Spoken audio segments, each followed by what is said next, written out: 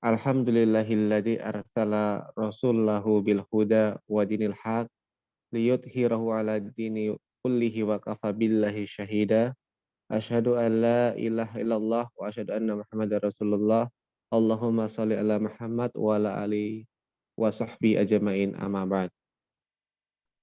Puji syukur tentunya kita curahkan kepada Allah Subhanahu wa taala yang masih memberikan kita nikmat sehat, nikmat tempat dan juga nikmat digerakkan hati ini untuk sama-sama menuntut ilmu dalam kajian umum pada malam hari ini. Dan selanjutnya salawat beserta salam tak lupa kita curahkan kepada junjungan kita Nabi Muhammad Sallallahu Alaihi Wasallam, kepada para sahabat pengikut yang setia hingga akhir zaman. Berkaitan dengan kesehatan pada malam hari ini, insya Allah tema kita juga akan berbicara tentang bagaimana menjaga kesehatan ala syar'i, yang insya Allah akan disampaikan langsung oleh Ustadz Muhammad Rajali Fikri Al-Maidani Hafizahullah pada hari ini Kamis 2 Maret 2023 atau 1 Sya'ban 1444 Hijriah. Dan seperti biasa, ihwani wal ahwati, di akhir sesi dipersilakan untuk memberikan pertanyaan yang sesuai dengan materi ini ataupun di luar konteks yang mungkin nanti akan langsung dijawab oleh Ustadz Muhammad Rajali Fikri. Dan selanjutnya kami persilahkan kepada Ustadz untuk menyampaikan kajian pada malam hari ini. Ustadz, tafadhol Ustadz.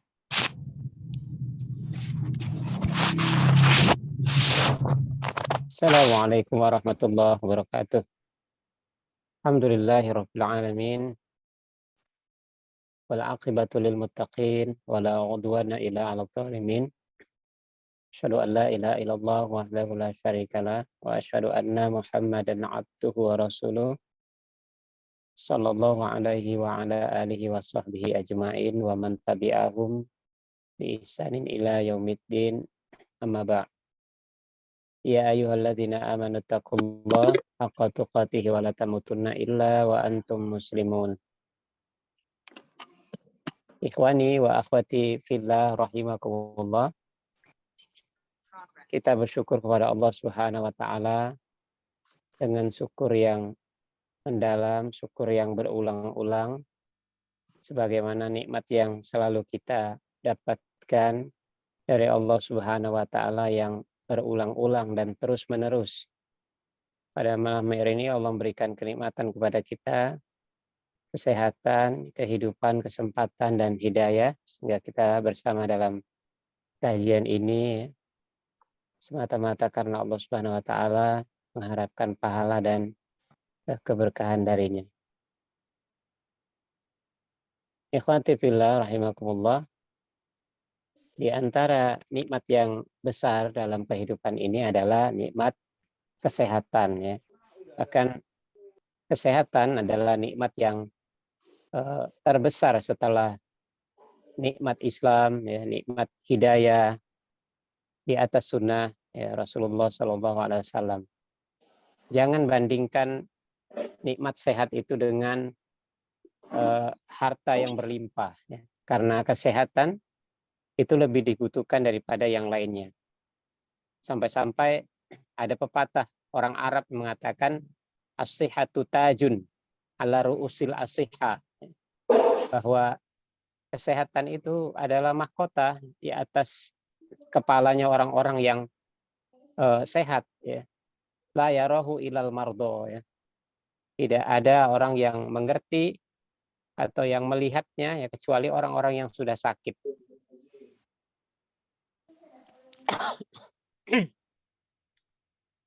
Ikhwani wa akhwati fillah rahimakumullah. Jadi kebanyakan orang-orang yang sehat, ya, itu ibarat memiliki sebuah mahkota di atas kepala mereka, ya. Namun ia sendiri lupa, ya. Dia sendiri lupa bahwa dia sedang memakai mahkota, ya. Kapan dia menyadari, ya? Kesadaran itu muncul di saat Allah Subhanahu wa taala mencabut nikmat sehat itu, ya. Setelah orang terbaring sakit, ya, barulah ia menyadari bahwa ternyata kesehatan yang selama ini dia rasakan adalah nikmat yang luar biasa. Itulah kita, ya. Misalnya kalau kita sedang berada di rumah sakit ya. Apakah kita yang sakit ataukah kita sedang menjenguk orang-orang yang sakit ya. Kita akan melihat ya banyaknya orang-orang yang terbaring di ranjang ya. Bahkan sebagian mereka itu ada yang mengerang kesakitan ya, menahankan sakit yang eh, tak terperihkan ya. Bahkan eh, di antara orang-orang yang sakit itu ya pastilah banyak orang-orang yang dia memiliki nikmat yang lain ya berupa kekayaan yang berlimpah ya, kekayaan yang banyak. Namun di saat itu pula ia merasakan pilunya rasa sakit ya. Dia merasakan penderitaan, kesedihan ya, merasa tidak berdaya, merasa hidup rasanya tidak berguna ya. Apalah artinya kekayaan yang melimpah ya, harta atau uang yang banyak ya, tetapi dia terbaring sakit ya. Seandainya ditawarkan kepada seseorang yang memiliki kekayaan yang banyak ya, agar ia segera pulih sembuh dari sakitnya, apalagi sakit yang dia derita adalah sakit yang parah ya, sakit yang kecil kemungkinannya untuk sembuh ya. Kalau ditawarkan kepada dia agar dia bisa membeli kesehatan itu, pasti dia akan ingin ya, pasti dia mau untuk membeli harga kesehatan itu ya. Sayangnya uang tidak bisa membeli kesehatan ya. Uang hanya bisa membayar dokter, hanya bisa membeli obat ya. Tetapi kesehatan tidak bisa dibeli ya. Maka ikhwani wa akhwati fillah, jangan lupakan ya bahwa kesehatan itu adalah nikmat yang luar biasa ya. Walau Rasulullah SAW telah mengabarkan kepada kita bahwa kebanyakan manusia itu pasti dia terperdaya ya, dia tertipu dan lupa bahwa nikmat kesehatan adalah nikmat yang luar biasa yang harus dia manfaatkan pada perkara-perkara yang menguntungkan dirinya. Kata Rasulullah SAW, nikmatani maghbunun fihima katsirum minan nasi as-sihat wal faragh. Ya.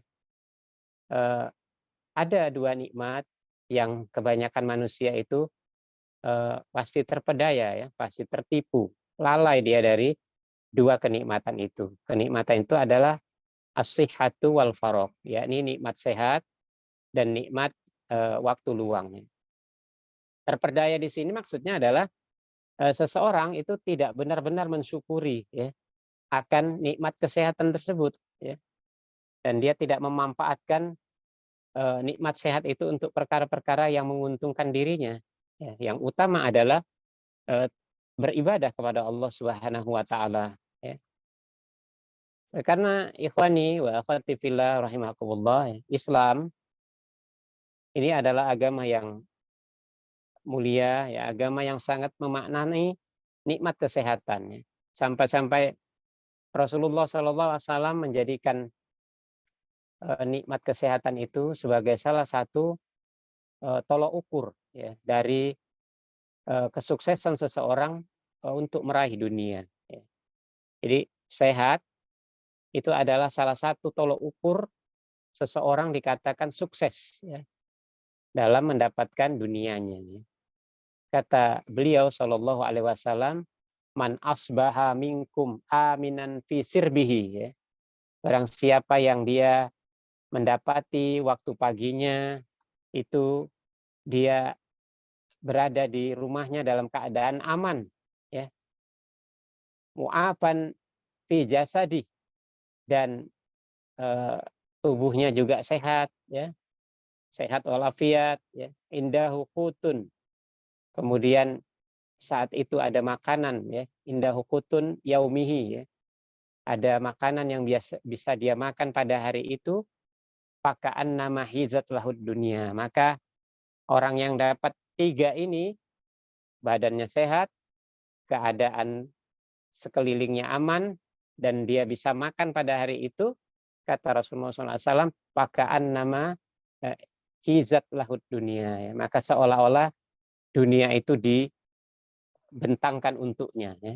Dia mendapatkan dunia itu semua. Kemudian Rasulullah SAW juga mengajarkan kepada kita ya, doa-doa yang berkaitan dengan menjaga kesehatan. Di antara doa itu adalah Rasulullah mengajarkan doa Allahumma afini fi badani. Ya Allah, sehatkanlah badanku. Allahumma afini fi sam'i. Ya Allah, sehatkanlah pendengaranku. Allahumma ini fi basori. Ya Allah, sehatkanlah penglihatanku. La ilaha illa anta. Tidak ada Tuhan yang berhak disembah kecuali Engkau. Ini adalah di antara doa yang juga menjadi zikir pagi dan petang ya, yang dibaca setiap pagi dan petang ya, 3 kali ya, masing-masing 3 kali. Kemudian Rasulullah juga pernah mengajarkan doa kepada kita, Allahumma inni as'aluka al-afiyah fid dunya wal akhirah. Ya Allah, sesungguhnya aku memohon kepadamu al-afiyah ya, keselamatan fit dunia wal akhirah ya. Al-afiyah itu maknanya adalah keselamatan, dan di antara bentuk keselamatan itu adalah kesehatan tubuh ya. Selanjutnya ikhwati fillah, Islam juga mengajarkan ya, memerintahkan kepada kita untuk menjaga kesehatan ya. Menjaga kesehatan. Di antaranya adalah dengan cara melakukan tindakan preventif ya, satu tindakan pencegahan untuk tidak jatuh kepada perbuatan-perbuatan yang mencederai fisik sendiri ya, sehingga bisa sakit ya, bisa lemah dan seterusnya. Kata Rasulullah SAW, la dororo wala diror ya, tidak boleh memunculkan perilaku yang bisa memudaratkan diri sendiri maupun memudaratkan orang lain ya. Kemudian Allah berfirman, wala tulqu biaidikum ila tahlukah, dan janganlah engkau jatuhkan ya dirimu dalam kebinasaan ya. Ini adalah dalil-dalil yang umum ya, yang dijadikan oleh para ulama sebagai sebuah pendalilan yang kuat ya, berkenaan dengan tidak bolehnya meletakkan bahaya ya, menjadikan bahaya itu menerpa diri sendiri ataupun orang lain ya. Oleh karenanya merokok ini masuk dalam kategori dalil ini ya, secara umum, bahwa merokok itu mencelakakan diri sendiri dan juga memudaratkan orang lain ya. Maka rokok adalah haram ya. Atau menggunakan narkoba ya, orang menggunakan narkoba atau lagi mengedarkannya, maka ini masuk dalam kategori dia mencelakai diri sendiri dan mencelakai orang lain ya. Atau menghisap racun dan apa saja yang bisa mengganggu kesehatannya. Maka ini adalah semua perkara-perkara yang diharamkan. Ikhwati fillah rahimakumullah. Adapun cara yang lain untuk menjaga kesehatan ya, menurut agama yang mulia ini adalah dengan cara mengandalkan penjagaan dari Allah Subhanahu wa taala ya. Jadi mengandalkan penjagaan dari Allah Subhanahu wa taala.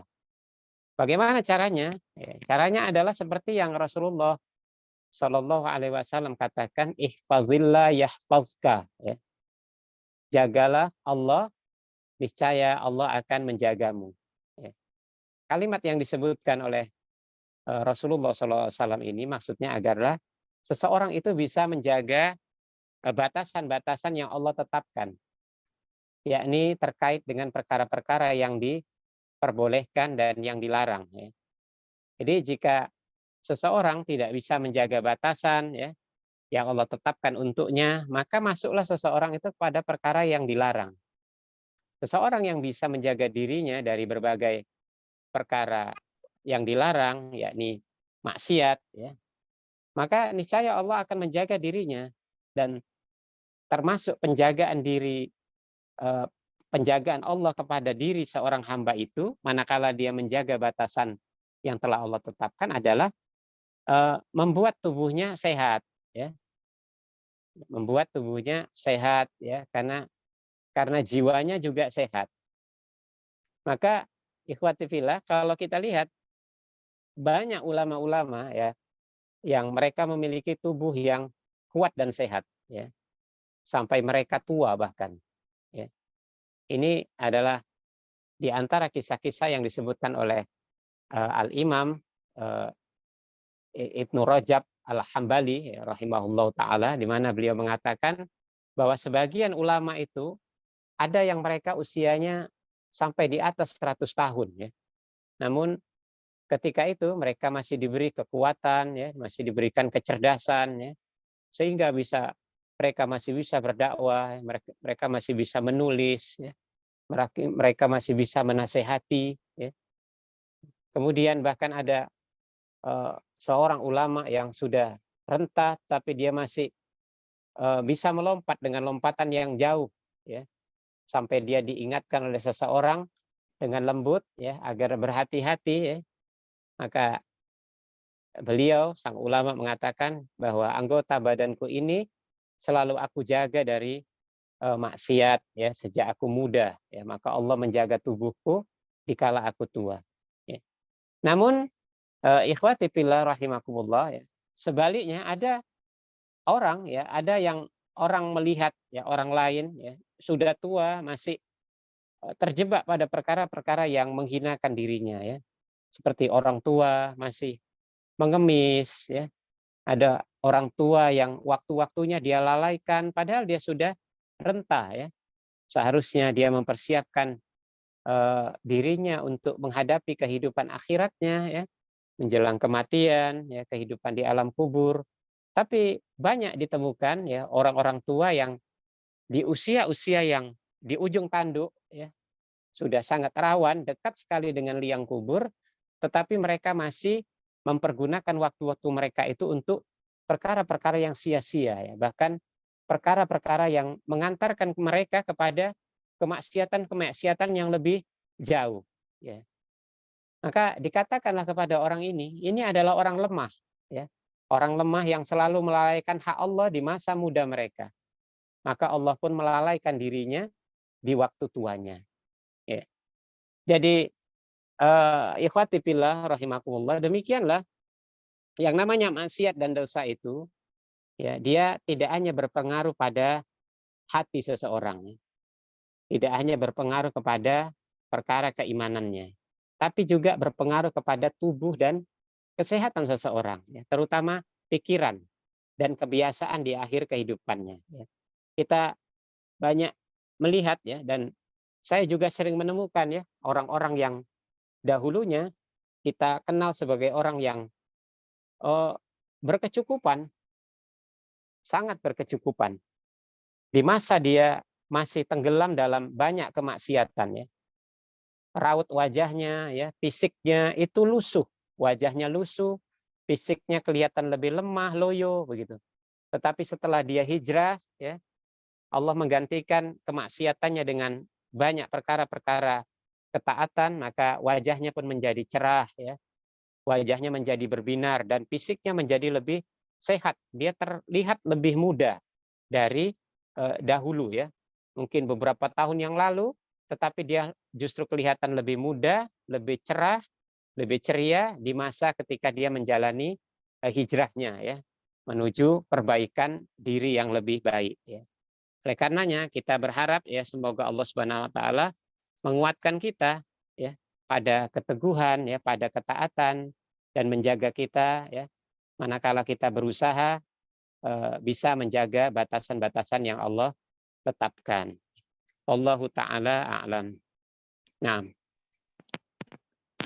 Jazakallah khairan Ustaz atas nasihatnya pada malam hari ini, dan semoga Allah senantiasa memberikan kesehatan kepada kita semua dan bisa memanfaatkan kesehatan yang Allah berikan untuk senantiasa beribadah kepadanya.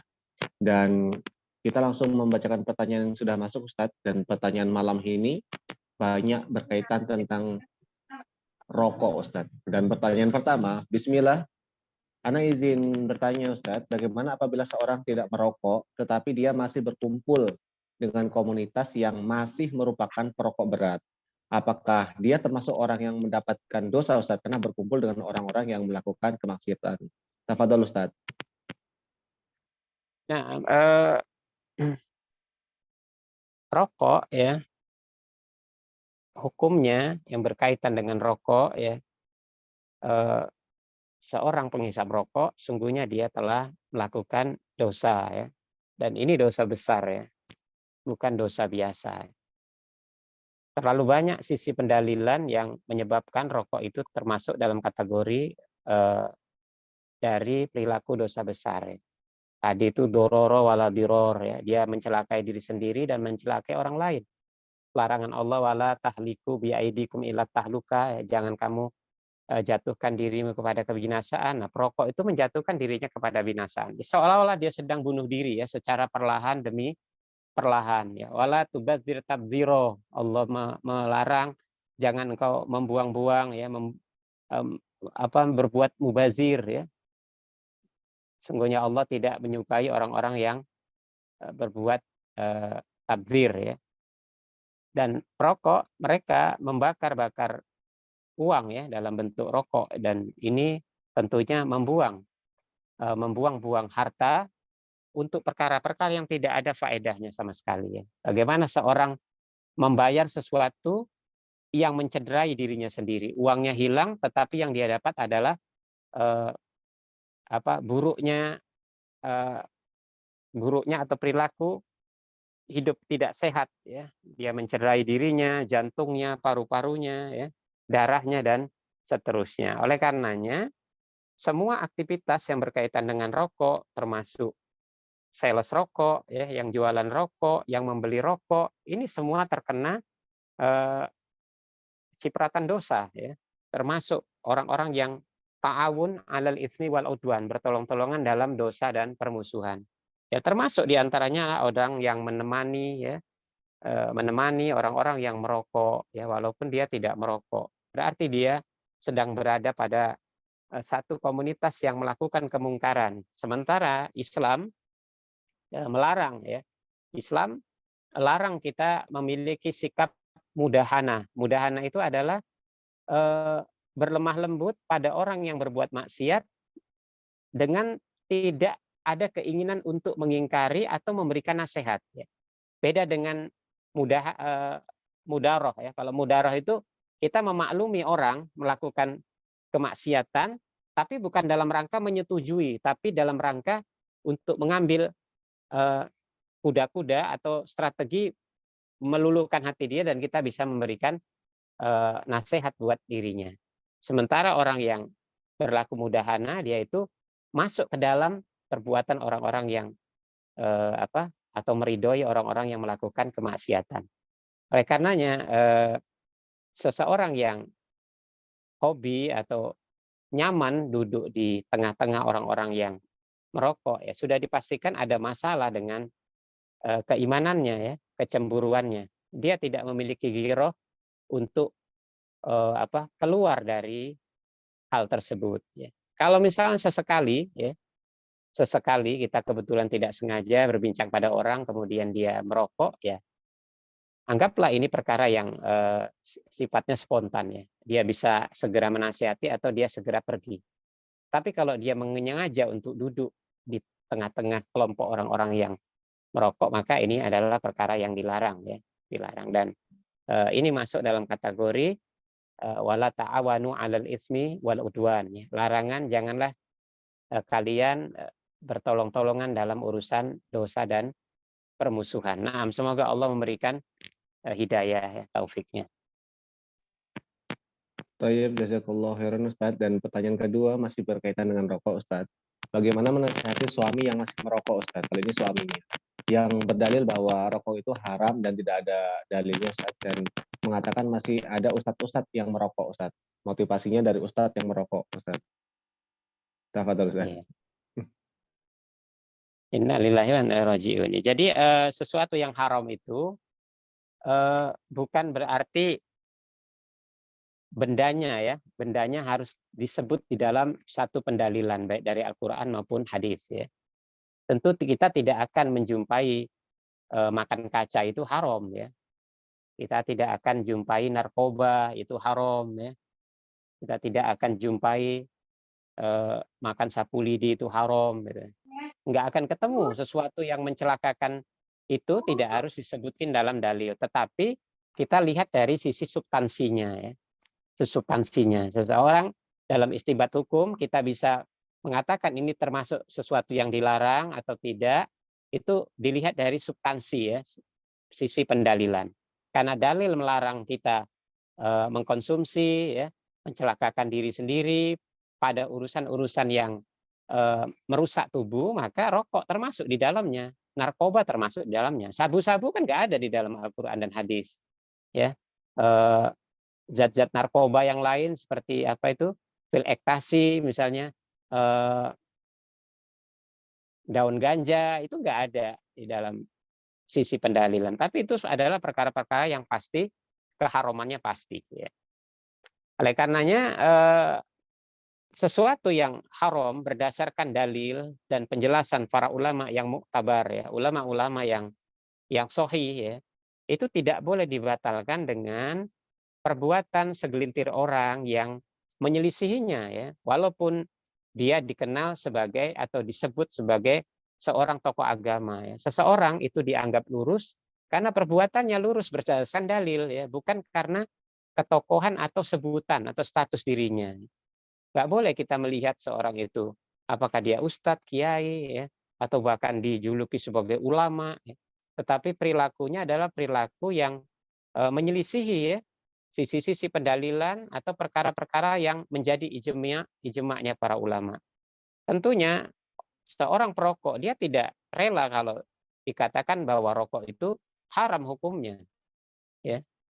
Pasti dia mengatakan rokok minimal makruh ya, minimal makruh, atau bahkan ada seorang yang dikenal sebagai ulama di negeri kita yang mengatakan bahwa merokok adalah wajib karena katanya rokok itu asapnya membakar seton ya.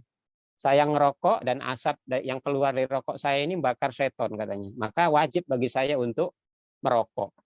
Ya, tentunya ini adalah bagian dari sisi kesesatan ya yang diperjualbelikan, dan tidak boleh seseorang karena hawa nafsunya mengikuti kesesatan. Adapun istri yang menginginkan suami meninggalkan rokok ya tentunya ini mungkin saja tidak bisa dilakukan secara cepat ya langsung, maka bersabarlah ya, bersabarlah. Pertama, kekuatan yang diandalkan adalah pertolongan Allah Subhanahu wa taala. Berbisiklah kepada Allah Subhanahu wa taala, berdoa, ya Allah berikanlah kekuatan kepadaku untuk bersabar, berikanlah taufikmu kepada suamiku untuk keluar dari masalah ini. Kalau suami perokok berat, tapi dia nggak sholat, jangan rokoknya dulu yang dilarang ya, tapi bagaimana dia sholat dulu. Ya, karena kalau orang misalnya dengan sholat aja dia tidak tegak, ya bagaimana dia memperhatikan dosa-dosa yang lain ya. Nggak ada artinya rokok itu dibandingkan meninggalkan sholat. Ya, membunuh saja masih lebih ringan daripada meninggalkan dosa meninggalkan sholat. Jadi harus ngerti prioritas ya. Kalau suami aja nggak sholat, maka bujuklah terus ya, sayangilah terus, supportlah terus untuk dia bisa tegak sholat. Dia mengerti maksud sholat itu apa. Kalau nanti sholatnya sudah tegak, dia sudah menikmati sholat itu karena dia tahu dia akan kembali kepada Allah, baru kita beralih kepada perkara-perkara lain yang dilarang termasuk merokok ya. Tapi jangan mengharapkan perubahan secara spontan ya umahat ya. Kalau suaminya lagi ngerokok jangan langsung marah-marah ya, langsung ngancam-ngancam ya. Ini tidak tidak efektif ya. Bisa saja dia makin menjadi-jadi. Tapi berusahalah untuk menyadarkan dia dan berkomunikasi, berdiskusi dengannya di waktu-waktu yang paling tepat ya, yang paling tepat. Mungkin di saat anak sedang sakit ya, mungkin di saat anak batuk-batuk ya. Katakanlah kepadanya apakah dia rela ya anak kita ikut terkena dampak dari asap rokok, atau paling tidak karena anaknya tahu ayahnya merokok, anaknya pun nanti akan jadi seorang perokok gitu. Apa ayah, papa rela kalau anak kita menjadi seorang perokok. Ya. Kalau dia tidak rela, ya tentunya lebih baik dia hentikan rokok itu dan ganti dengan makanan-makanan yang lebih sehat. Ya, semoga Allah menolong.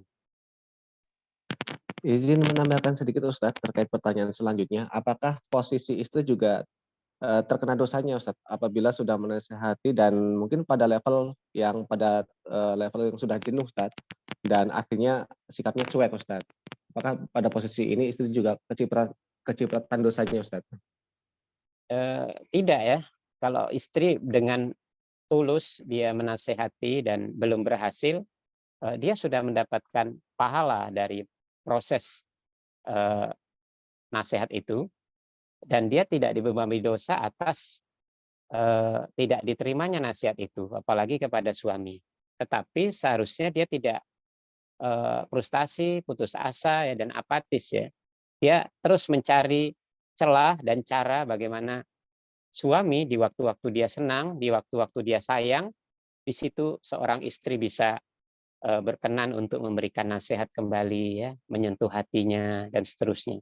Banyak kok pengalaman yang kita dengar ya, seorang suami akhirnya dia luluh oleh tangisan istrinya, oleh nasihat istrinya yang tulus, oleh rengekan anaknya ya, atau ada kejadian-kejadian tertentu anaknya sakit dan seterusnya, akhirnya seorang suami sadar dan dia bisa meninggalkan rokoknya, lalu dia menceritakan betapa bodohnya dia dahulu ya terjebak dalam candunya rokok ya. Dan dia bisa ubah itu ya, dia lebih sehat. Saya banyak menemukan orang-orang yang berhenti merokok, wajahnya berbinar-binar ya. Sudah 2 tahun nggak merokok, itu beda. Karena perokok beda, dia harus nempel di kulit ya. Nempel di kulit, badannya bau, mulutnya bau, kulitnya lebih tua, jauh lebih tua dari usianya ya. Sehingga dia kelihatan tua sebelum tuanya. Orang yang meninggalkan rokok pasti dia lebih sehat ya. Lebih sehat. Alhamdulillah. Tayyib, jazakallahu khairan Ustadz. Dan pertanyaan selanjutnya Ustadz. Ustadz izin bertanya, apabila kita puasa sunnah, tapi kita tidak berniat di malam sahurnya Ustadz. Ketika bangun pagi, langsung ingin berpuasa Ustadz. Dan apakah itu diperbolehkan Ustadz? Tafadhol Ustadz. Nah, itu yang dilakukan oleh Rasulullah Shallallahu Alaihi Wasallam ya. Ketika pagi Rasulullah belum makan dan belum minum air, bertanya kepada Aisyah misalnya, apakah ada makanan yang bisa dimakan hari ini? Kalau Aisyah menjawab tidak ada, maka Rasulullah mengatakan kalau begitu aku puasa. Tapi ini dijelaskan oleh para ulama yang dimaksud dengan puasa sunnah tanpa eh, berniat di waktu sahur atau di waktu malamnya ini adalah untuk puasa sunnah mutlak ya. Bukan puasa sunnah yang ada penyebutannya. Jadi kalau puasa sunnah seperti puasa sunnah Senin Kemis, ya, puasa Daud, puasa Ayyamul Bidah, dan puasa-puasa sunat lainnya, maka ini tidak sah ya. Tetap seperti puasa wajib. Jadi harus berniat seminim-minimnya atau selambat-lambatnya di waktu sahur ya, sebelum azan subuh atau di malam harinya. Tapi kalau puasa sunat mutlak artinya tabrak saja, memang dia tiba-tiba mau puasa sunat, tapi bukan puasa yang tersebut ya, maksudnya yang ada labelnya, maka ini boleh. Nah, Tayyib Ustadz. Dan pertanyaan selanjutnya Ustadz. Bismillah Ustadz. Barakallahu fiik Ustadz. Izin bertanya, apa hukumnya mengobati sesuatu dengan yang haram Ustadz? Karena Anda pernah mendengar bahwa pernah mengobati batuk apa itu dengan minum arak Ustadz. Minum arak putih. Apakah ini diperbolehkan juga Ustadz dalam metode pengobatan? Tafadhol Ustadz. nah, ini sebenarnya sesuatu yang pernah disebutkan oleh Rasulullah SAW bahwa dalam yang haram tidak tidak menjadi obat ya. Carilah obat yang halal ya. Jadi yang haram tidak mengobati ya.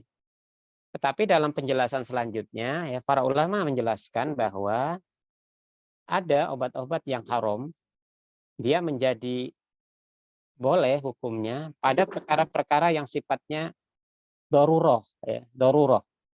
Daruroh artinya sesuatu yang sangat dibutuhkan, sesuatu yang tidak ada penggantinya. Tidak ada obat selain itu. ya. Maka dalam kondisi seperti ini dibolehkan. Ini dikiaskan dengan perkara ya orang lapar obatnya adalah makan. Dan ketika orang berada di satu tempat yang tidak ada yang bisa dimakan kecuali eh, kecuali makanan yang haram, ya maka dia boleh memakan makanan yang haram ini, ya hanya sekedarnya saja. Ya, sisi pengambilan dalilnya adalah ketika Allah berfirman, innama harrama alaikumul maitata waddama walahmal khinzir wama uhilla bihi li ghairillah. Pamanitturra ghaira baghin wala adin fala isma alaih. Ya. Ya, sungguhnya bahwasanya Allah itu mengharamkan bangkai, maitata, waddama dan darah, walahmal khinzir dan daging babi, wama uhilla bihi li ghairillah dan hewan-hewan yang disembelih dengan tidak menyebut nama Allah. Pamanitturra ghaira baghin wala adin. Adapun seseorang yang dia dalam kondisi terpaksa ya, dia harus makan, kalau enggak dia mati, dia tidak melampaui batas dalam makannya itu, fala isma alai, maka tidak ada dosa baginya ya. Dan ini adalah sisi pengambilan dalil dikiaskan kepada obat-obat yang tidak ada obat lain kecuali obat yang haram, yang ya, jenisnya haram, pada perkara ini dibolehkan ya, khusus pada keadaan darurat saja. Nah, wallahu alam. Saya Ustaz, jazakallahu khairan Ustaz, dan pertanyaan selanjutnya Ustaz. Bismillah Ustaz. Izin bertanya Ustaz, kenapa orang sebelum hijrah itu seperti kayak sehat-sehat saja, dan setelah hijrah, qadarullah, hidup ini banyak cobaan Ustaz, sering sakit-sakitan dan juga kesehatan berkurang Ustaz. Kenapa seperti itu Ustaz? Tafadhol Ustaz. Iya, sebenarnya biasanya sebaliknya ya. Sebenarnya sebaliknya. Biasanya orang-orang yang, kalau saya nemukan justru orang-orang yang sebelum hijrah itu wajahnya kusam ya. Kusam, dia galau ya. Jadi dia nggak fresh gitu. Karena jiwanya juga galau. Orang-orang ahli maksiat itu jiwanya galau, dia resah ya, dia gelisah ya. Kita sering menemukan orang-orang selalu mencari kebahagiaan pada perkara-perkara yang sepertinya bahagia tapi semu. Ya, di rumahnya dibuat kolam renang, dia masih resah.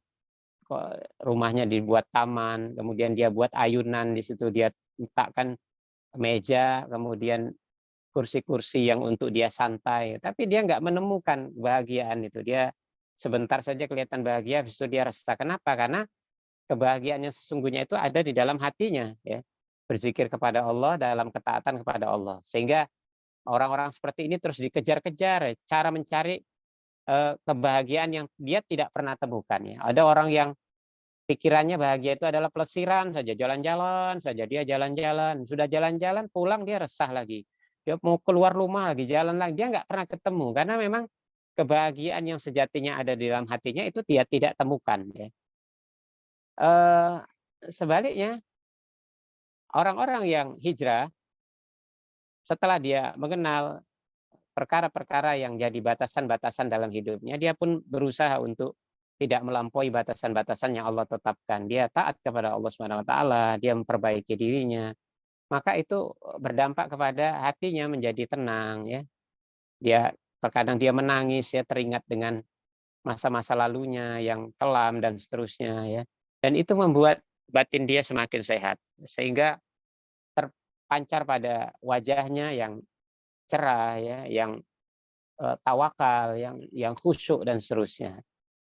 Dan adapun kalau misalnya ada kejadian yang sebaliknya, orang yang kelihatan sehat waktu di masa lalunya yang penuh dengan kelamnya dosa-dosa, kemudian setelah hijrah dia malah sakit-sakitan, ya ada beberapa kemungkinan ya. Kemungkinan pertama mungkin ini adalah bagian cara Allah untuk menggugurkan dosa-dosanya ya, terus menerus ya sampai dia bersih ya gitu. Kalau dia sabar dan bisa bersangka baik pada Allah Subhanahu wa taala. Kedua, ini adalah cara Allah untuk mengangkat derajatnya ya. Kemudian yang ketiga ya bisa jadi dia hijrah secara fisik tapi hati dia belum sepenuhnya ya, sehingga hatinya masih diisi kegalauan. Kadang orang hijrah kan dia juga harus meninggalkan pekerjaannya yang haram ya, penghasilan yang haram, sehingga kadang-kadang dia dibenturkan pada kenyataan hidup, dia berpenghasilan kecil atau berpenghasilan pas-pasan atau berpenghasilan yang tidak cukup ya, sehingga dia pun diliputi kegalauan. Ya, ini tinggal menambah ketakwaan, keyakinan ya kepada Allah Subhanahu wa taala, bahwa ketakwaan itu akan mendatangkan jalan keluar dari yang tidak disangka-sangka, karena Allah sudah memastikan itu, wa may yattaqillaha yaj'al lahu makhraja.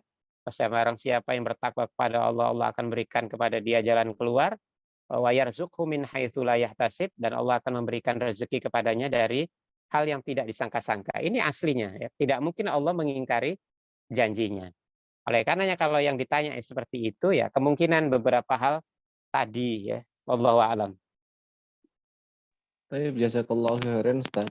Dan pertanyaan selanjutnya Ustaz, apakah seorang hamba yang diuji dengan sakit yang bisa membuat dia meninggal Ustaz, sakitnya sampai akhir hayatnya, apakah bisa mengurangi dosanya Ustaz dan dosanya berguguran Ustaz? Tafadhol Ustaz.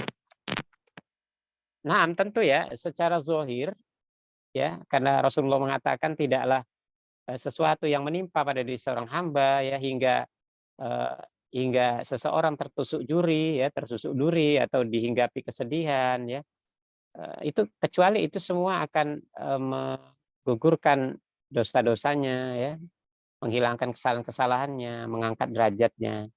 Tapi dengan ada persyaratan ya, persyaratannya adalah dia bersabar atas hal itu ya, dia meyakini ini adalah sebuah takdir, kemudian dia bersangka baik kepada Allah Subhanahu wa taala. Oleh karenanya, satu amalan yang sifatnya zohir itu tidak mutlak ya, tidak mutlak mendapatkan sesuatu yang dijanjikan ya, kecuali disertai dengan amalan batin, ya, amalan hati.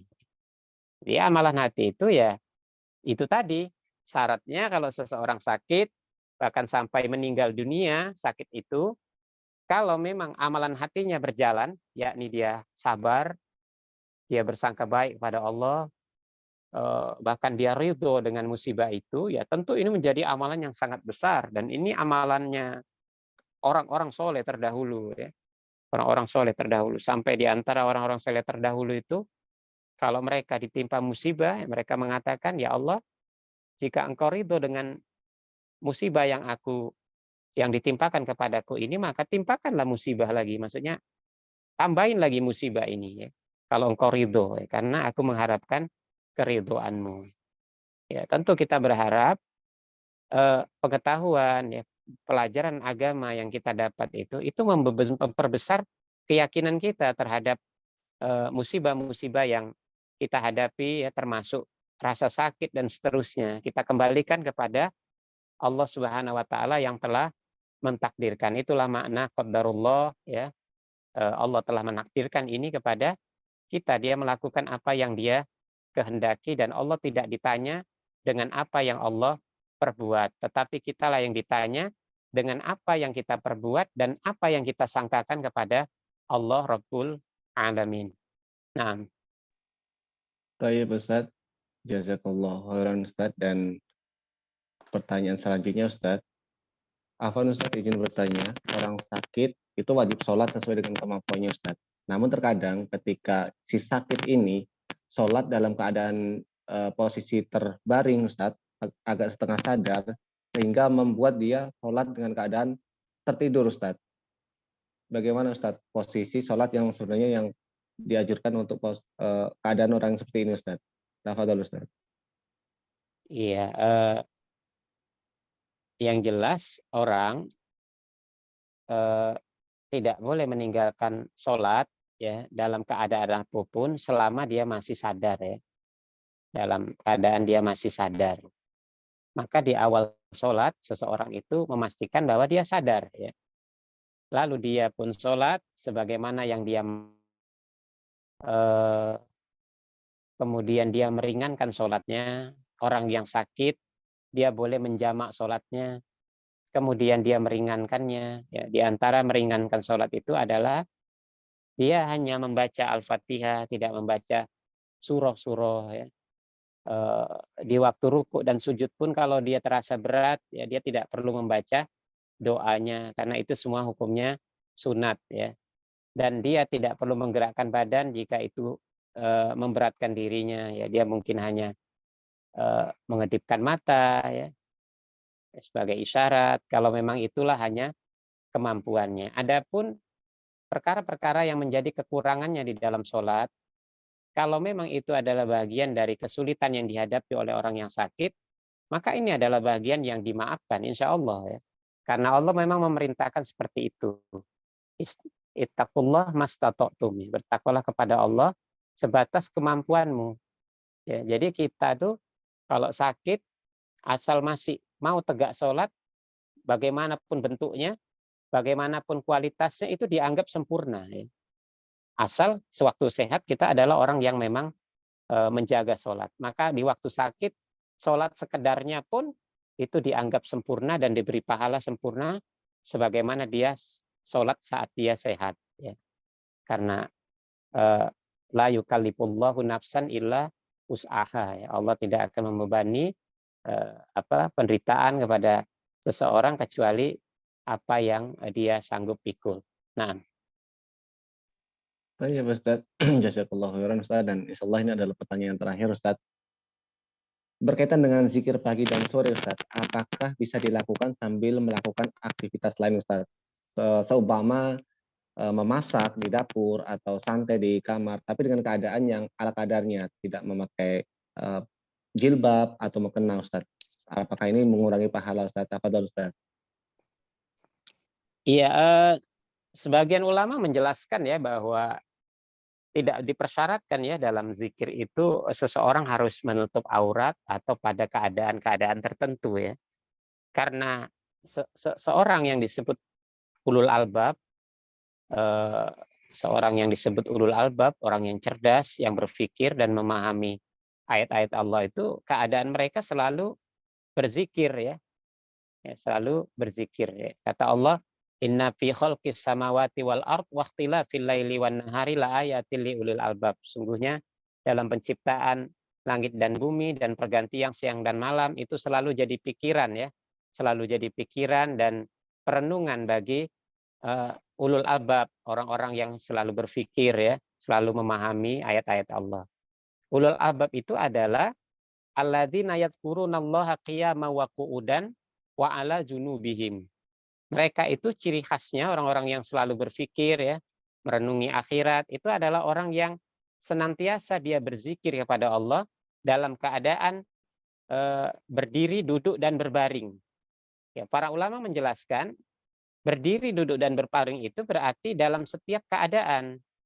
Dalam setiap keadaan. Oleh karenanya ketika kita membaca doa mau tidur itu enggak dipersyaratkan kita harus berdiri, tutup aurat dan seterusnya. Tapi ketika mau tidur ya kita baca doa walaupun kita cuma pakai pakaian dalam, ya pakai sarung dan seterusnya.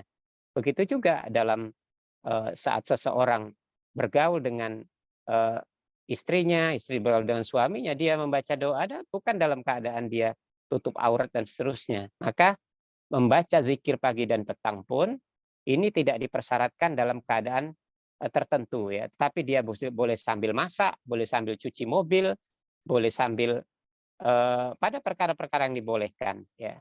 Tetapi tidak dibolehkan pada perkara-perkara yang menghinakan ya, menghinakan zikir tersebut. Misalnya dia sedang di atas kloset ya, atau dia sedang sedang memegang darah ya, misalnya dia mencuci hewan ya, memegang darah dan seterusnya. Ini perkara-perkara yang tidak lazim dan tidak dibolehkan karena menghinakan zikir-zikir tersebut. Tapi kalau dalam keadaan-keadaan yang lain yang lazim dibolehkan, maka ini juga diperbolehkan. Wallahu a'lam. Baik, Ustaz, dan alhamdulillah semua pertanyaan sudah kita bahas, dan selanjutnya mohon kesediaannya Ustaz untuk memberikan motivasi pada malam hari ini dan sekaligus menutup kajian kita pada malam hari ini, Ustaz. Tafadhol, Ustaz. Nah, ikhwati fillah, ya, para pendurhaka ya, apa namanya, kita katakan bahwa sesungguhnya ketaatan kepada Allah Subhanahu wa taala, ya, itu biasanya lahir dari hati yang sehat, ya. Hati yang sehat itu hati yang bersih dari endapan dosa, ya. Jadi seseorang yang mudah dalam melakukan ketaatan itu memang ada berkaitan dengan masalah hati. Sedangkan hati yang sehat itu, dia otomatis akan membuat organ tubuh itu pun menjadi sehat. Karena hati yang sehat, eee, dia akan melahirkan darah yang sehat, semangat yang sehat, dan seterusnya. Sebaliknya kemaksiatan itu biasanya lahir dari hati yang sakit, ya. Hati yang sakit adalah hati yang penuh dengan endapan dosa. Dan sedangkan hati yang sakit, ya, itu akan membuat tubuh-tubuh menjadi lemah, ya, tidak bersemangat. Ya, kita bisa melihat bagaimana para peminum khamar, ya, pecandu rokok, ya, pemain judi, ya, ahli begadang dan maksiat-maksiat lainnya, ya. Semua itu akan membuat pelakunya itu memiliki wajah yang muram, ya, wajah yang lemah, ya, jiwanya lemah, nggak ada semangat. Tubuh mereka pun menjadi lemah karena hilang semangat. Ya. Begitu juga para pendurhaka seperti orang-orang yang biasa meninggalkan sholat, ya, yang tidak kokoh keimanannya pada takdir, yang suka berburuk sangka pada takdir yang Allah tetapkan, atau para pendengki, ya, para tajasus yang tukang mencari-cari kesalahan orang, ya lihatlah wajah mereka, ya, wajah-wajah yang muram durga, ya, gundah, galau. Hati mereka diliputi rasa takut, ya, mudah patah hati, ya, karena mereka memiliki jiwa yang lemah. Oleh karenanya, jika ingin, ya, kita ingin memiliki jiwa dan raga yang sehat, ya, selain berolahraga mungkin, ya, kita bisa menjadikan diri kita itu taat kepada Allah Subhanahu wa taala, ya, dan berupaya untuk menjauhi maksiat, ya. Kalaupun kita terlanjur tergelincir pada kemaksiatan itu, ya, bersegeralah untuk bertobat. Inilah obat yang eh, menjadi wejangan para ulama, ya, rahimahumullah. Begitu juga kehidupan dan sepak terjang mereka dalam mengarungi kehidupan dunia ini. Kesehatan mereka muncul dari keimanan mereka yang kuat, ya, ketaatan mereka yang eh, istiqomah dan seterusnya, ya, sehingga Allah menjaga mereka lahir dan batinnya. Semoga Allah Subhanahu wa taala senantiasa memberikan petunjuk, ya, hidayah dan taufiknya kepada kita sehingga kita bisa ditolong, ya, terus berjuang dalam kehidupan ini menjadi orang-orang yang bisa terus sehat di atas ketaatan kepada Allah Subhanahu wa taala. Kita berdoa kepada Allah, ya, Allahumma inna nas'aluka fi'lal khairat wa tarkal munkarat. Ya Allah, sesungguhnya kami meminta kepadamu untuk mudah mengerjakan pekerjaan-pekerjaan yang baik dan meninggalkan kemungkaran-kemungkaran. Subhanakallahumma wa bihamdik asyhadu an la ilaha illa anta astaghfiruka wa atubu ilaik. Walhamdulillahirabbil alamin. Wassalamualaikum warahmatullahi wabarakatuh. Waalaikumsalam warahmatullahi wabarakatuh. Barakallahu fikum Ustaz. Semoga Allah memberkahi apa yang telah kita lakukan malam hari ini dan juga ilmu yang disampaikan dapat bermanfaat bagi kami dan Ustadz senantiasa diberikan kesehatan sehingga bisa membersamai kami dalam menuntut ilmu. Dan akhirnya Ana sebagai moderator mohon keikhlasannya jika ada khilaf, ada salah dan penyampaian kata pada malam hari ini dan mewakili tim Ashabikunal Awalun dari Islamic School dan juga Solihat Community kami undur diri dan semoga Allah pertemukan kita kembali di lain kesempatan insyaallah. Akhirul kalam wassalamualaikum warahmatullahi wabarakatuh. Waalaikumsalam.